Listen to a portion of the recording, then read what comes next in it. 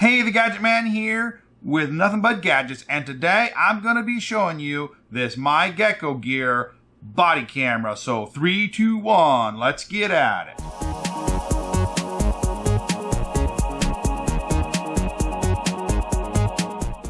Alright guys, first thing we need to do is break this baby out of the box. This was sent to me by the My Gecko Gear company here to do this review, so let's go ahead and see what they sent me. Nice box comes in, and let's grab the little camera. First, take it out of the package. We'll see what's in the rest of the box later. Oh, that's nice. Nice feel to it. Heavy. This has got some weight to it. This is not a light little thing. Got some weight to it there. Got a nice rubberized feel to it. Okay, big yellow record button there. USB. Got these things covered here. Let's see if they're... come on, that takes a bit to get them out. So that's to give it some waterproofing by being sealed there. Everything looks good. Big camera button, audio record button there. It's got an LCD on the back. Alright, so this feels pretty decent in quality and weight. It's really solid, not plasticky feeling at all. We're going to test it out later. Let's see what else they sent us in the box. Okay, we've got our USB cable. And this isn't just any USB cable, buddy. This is honkin' Hulk USB cable. Check that out. That's some thick cable there. I like thick cables because they tend to last more and seem to be more reliable at transferring data. So we got a clip here. Pull that out. Okay. This is a hat clip so that you can put it on the bill of a hat. Okay, what else they got here? And nice little charger. And a body clip. This would be what you'd put on if you were going to clip it on your shirt or something. Let's see here how this goes in. Slides in that way. And you can turn it at different directions like so. And if you want to take it, you lift it up, pull it out. And you can put the hat clip in. Well, that's pretty cool. You can use it like that. Okay, that spins too. Well, those are pretty cool things. Alright, well guys, I'm going to take this out in the field, do some testing with it, capture some daytime, nighttime videos, different environments, and come back and show you how it does. So, hold on. Okay, so I'm back, and I had a chance to take this baby out in the field and do some testing with it, okay? You know, it did actually a pretty good job. So one of the tests that I did with it was basically a battery test. Now, it says on the box here that it can go, I think, 9 hours battery life, okay? They are not talking about 9 hours battery life full quality. I set it to the 1296p, you know, Ultra HD setting, and basically let it record, and I got 6 hours and 25 minutes of recording. Okay, it has a 32 gigabyte internal memory, and it did not consume all 32 gigabytes to film for 6 hours and 25 minutes in the 1296p Super HD setting. So that was pretty good. I was actually impressed at the size of it and how long the battery lasts, and filming at that quality. And how long it actually went. Another thing is the video quality is actually not bad at all on it. I took it out for a walk and shot some footage with it, and I really was kind of impressed with the video quality. Okay, so I took it out and did some daytime shooting with it, and let me go ahead and throw that footage up for you right now.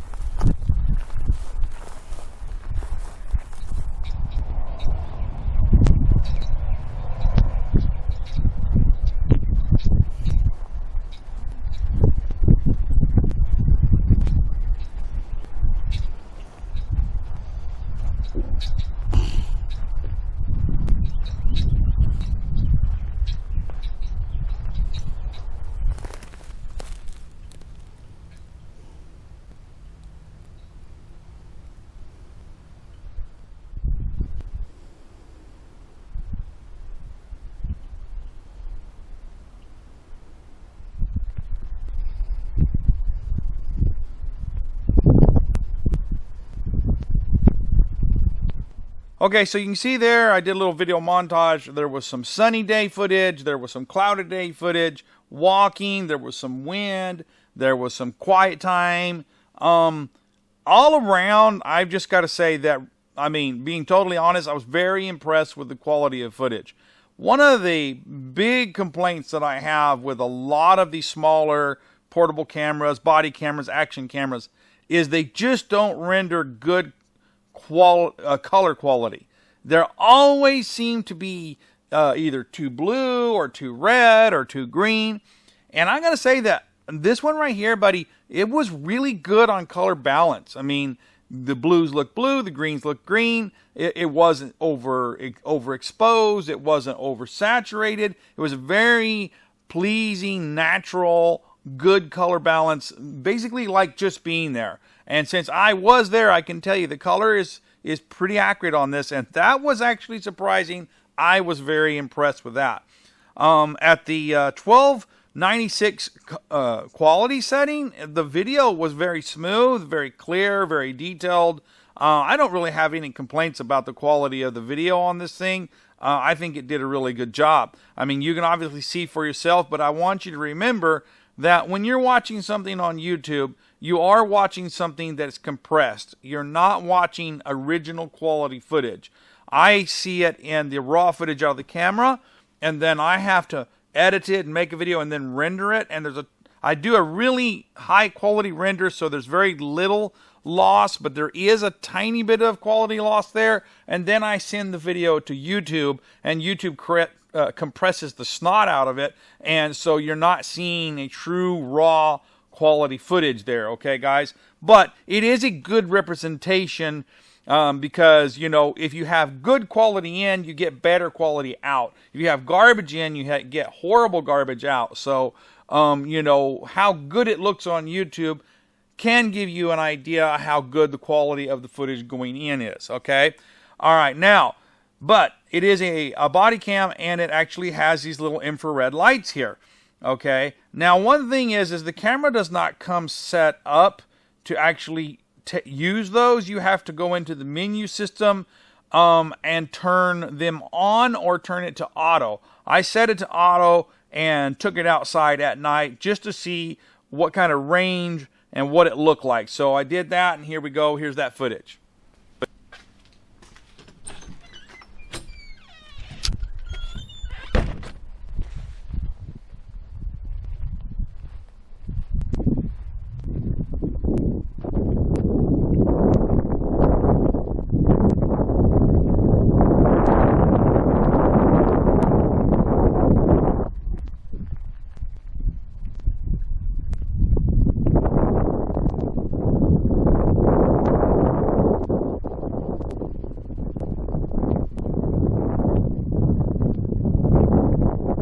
Okay, so basically that white thing there is a propane tank in the footage you saw, and I'm standing about between 20 and 25 feet away from it, and you can see the end of that propane tank, no problem.